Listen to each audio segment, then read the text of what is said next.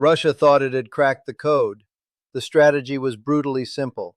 Flood Ukrainian skies with hundreds of cheap kamikaze drones every night, overwhelm the air defenses, exhaust the missile stockpiles, destroy the power grid, the water infrastructure, the civilian morale. And for a while it worked. But Ukraine just deployed something that nobody saw coming. Not Russia, not NATO, not the Pentagon. They took an aircraft older than the pilots flying it, a utility transport built in 1969 that any other military on Earth would have retired decades ago, and turned it into one of the most cost-effective drone-killing machines ever deployed in the history of warfare. And despite their S-400 batteries, their cruise missiles, and their defense contracts worth billions, Russia has no answer for it.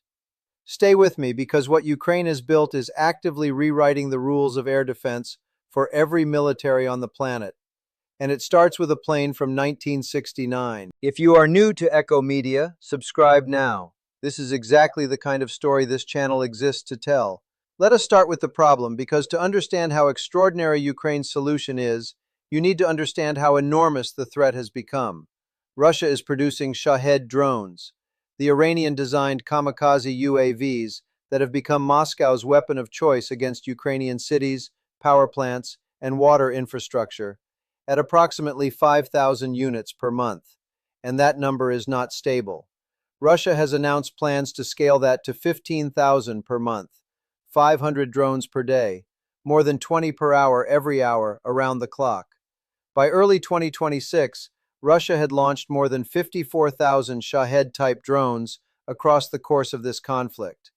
That is not a campaign. That is an industrial air war, and it places Ukraine's air defense under sustained pressure that almost no military doctrine in history was designed to absorb. Now consider what conventional interception costs. A standard surface-to-air missile costs anywhere from $500,000 to over $1 million per shot. A Shahed drone costs Russia between $20,000 and $50,000 to produce and launch.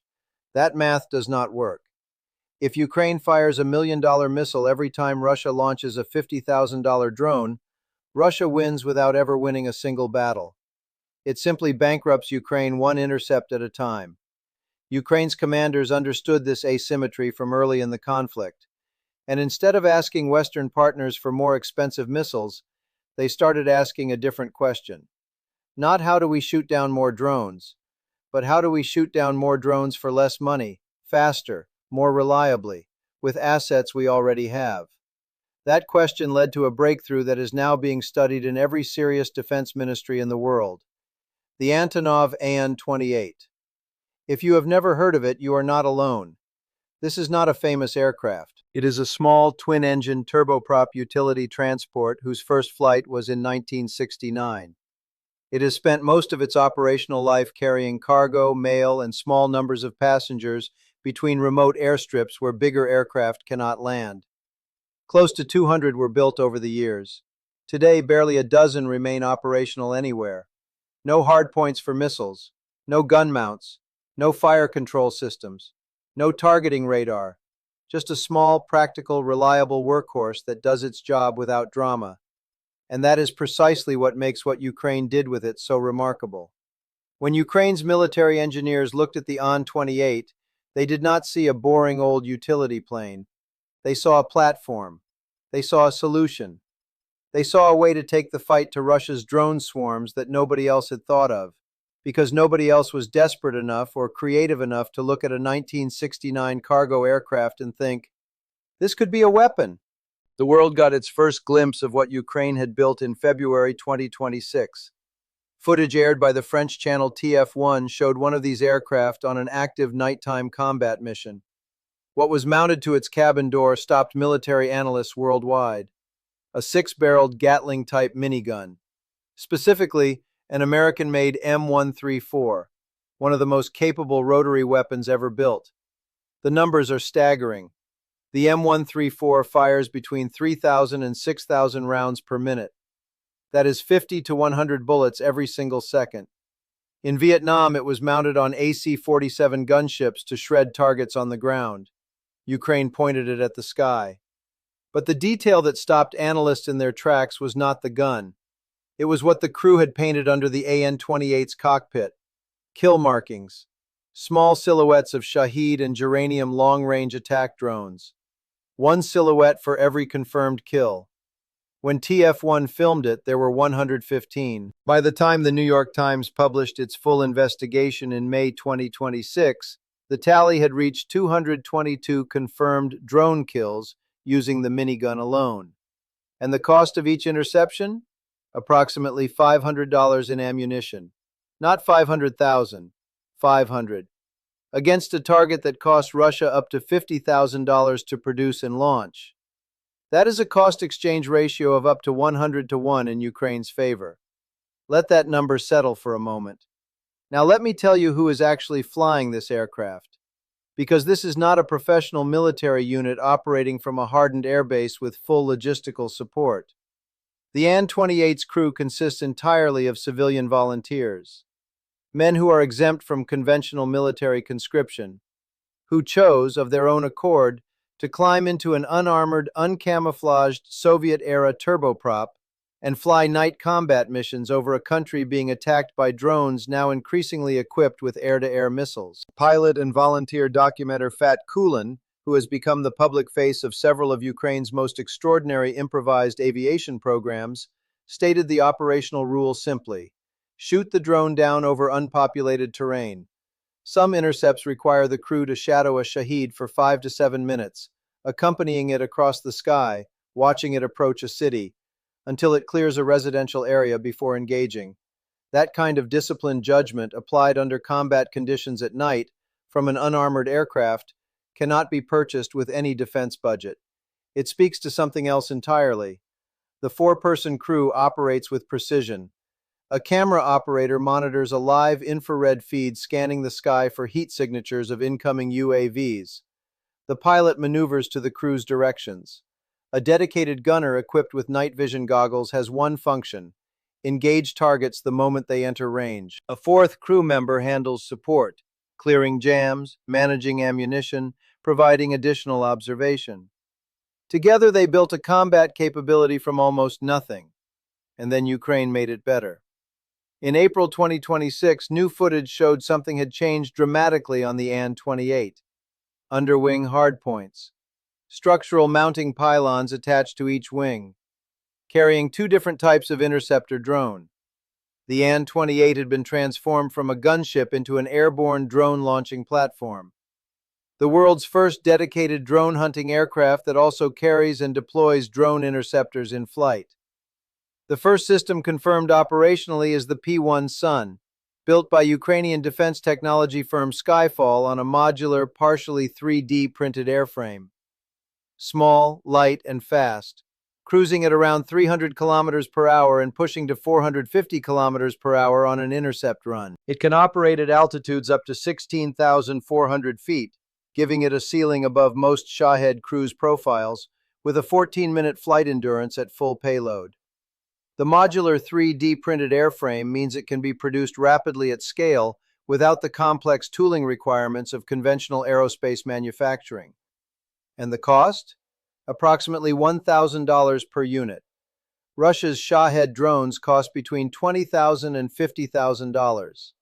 When a P-1 Sun destroys a Shahed, Ukraine wins a financial engagement by a margin of 20 to 1 or better. Skyfall's P-1 Sun destroyed more than 3,000 Russian drones in 2026 alone, with an average all-in cost per kill of around $3,000. Skyfall is currently manufacturing at 2 to 3 times Ukraine's domestic demand and is already positioning itself as an exporter to the United States and Gulf states. The second interceptor is the Merops AS-3 Surveyor, developed by California-based defense company Perennial Autonomy. Built for a different threat profile, specifically the newer jet-powered Uranium-3 variants that are too fast for the minigun to reliably engage.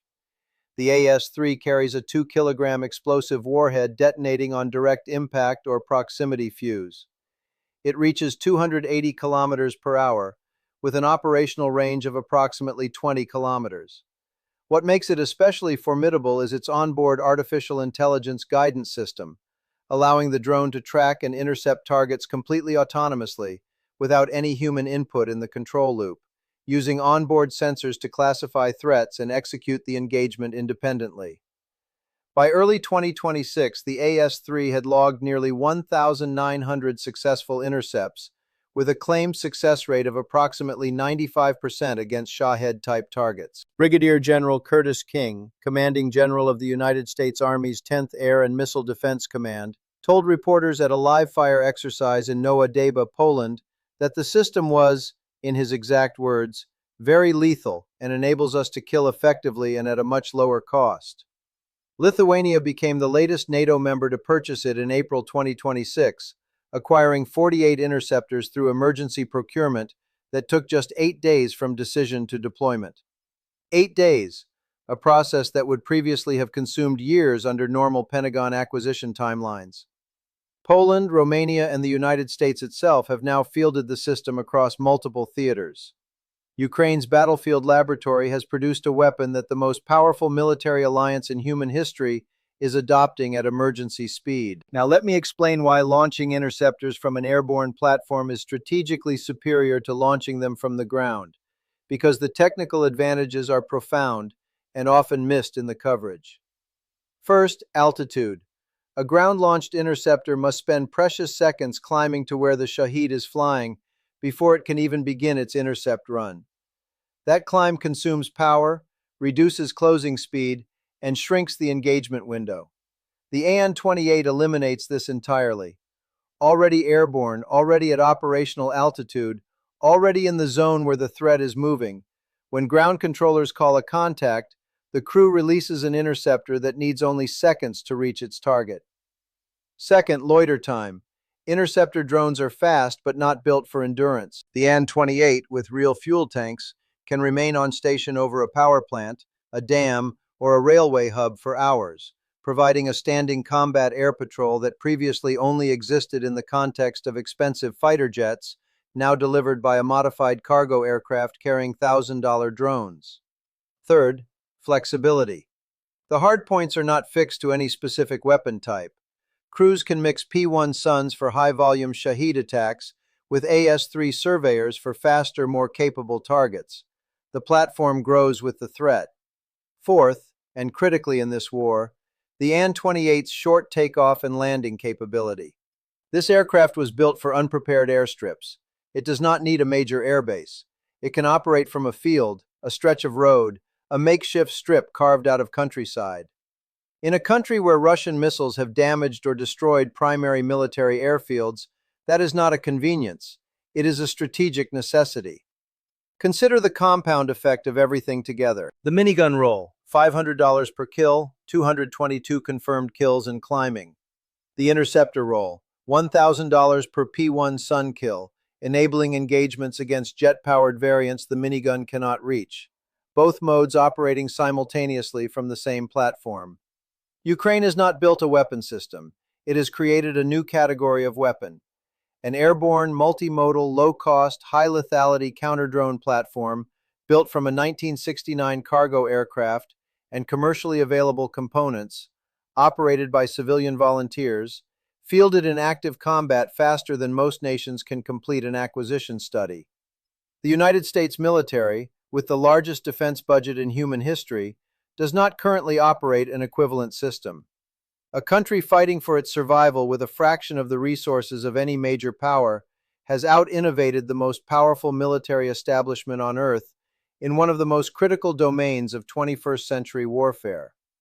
Ukraine is also already expanding the concept. Defense analysts confirm that Ukraine is exploring the same principle applied to transport helicopters, Yak-52 trainer aircraft, and potential unmanned mothership platforms that could carry and deploy interceptors in contested airspace without putting crew at risk. And in November 2025, Ukraine and Britain signed a licensing agreement for large-scale domestic British production of Ukrainian interceptor drones, several thousand units per month manufactured inside NATO territory. The transfer of battlefield innovation into alliance-wide capability is happening in real time. Russia launched 54,000 drones to break Ukraine's will. Ukraine responded by turning a 1969 turboprop into an airborne drone hunting platform that the Pentagon is now studying to replicate, and Army secretaries testify about before Congress. Every transformation in the history of warfare, from the tank to the aircraft carrier, was initially dismissed by established powers until it was too late to ignore. The airborne interceptor launched from a repurposed civilian aircraft is the answer that emerged not from a billion-dollar acquisition program, but from necessity, ingenuity, and the refusal to accept that the only solutions come from defense contractors and government budgets. Ukraine figured it out first, with a converted cargo plane that most air forces would have sent to a museum, and the world is catching up. If this analysis gave you something the mainstream missed, hit like, share this with someone who needs to understand what innovation under fire actually looks like. Subscribe and turn on notifications. Stories like this one are what Echo Media delivers every week. And drop your assessment in the comments below. Do you think Western militaries will adopt the airborne interceptor platform concept at scale, or will procurement bureaucracy slow them down until it is too late? I read every comment, and this conversation matters.